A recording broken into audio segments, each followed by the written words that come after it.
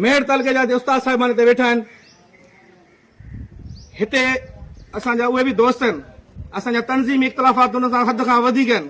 साम्हूं वेंदासीं हुन सां टेबल टॉक बि कंदासीं, पर असांजा उहे बि दोस्त आहिनि। असीं मेड़ तालुके जे उस्तादनि खां पुछूं था, छा हिते को अहिड़ो उस्ताद आहे जेको तालका बाडी जेका मेड़ में मुसलसल सालनि खां कावज़ आहे, उन्हनि जो कमु को फ्री ऑफ कास्ट में थियो हुजे? हीउ मुंहिंजो मैसेज भली उन्हनि ताईं पहुचे। हिते को उस्ताद अहिड़ो फ्री ऑफ कास्ट, जंहिंजी का रिटायरमेंट, जंहिंजी का कम्यूटेशन आहे को अहिड़ो अॻवान जो मेड़ जो? मां तव्हां दोस्तनि खां पुछां थो कि आहे को अहिड़ो अॻवान? साईं अहिड़ो अॻवान अफ़सोस जो कोन्हे। पर मूंखे यादि आहे असीं बग़ैर उहिदे जे पंहिंजे क़ाइद साईं मंसूर कलोड़े सां गॾिजी, असां पंहिंजे क़ाइद साईं इमरान कोरे सां गॾिजी बिलीव कयो असीं 40 करोड़ रुपए जा कम दादू तालुके जा फ्री ऑफ कास्ट में कराइनि, जंहिंजे असां रजिस्टर में लिखियलु बि आहे।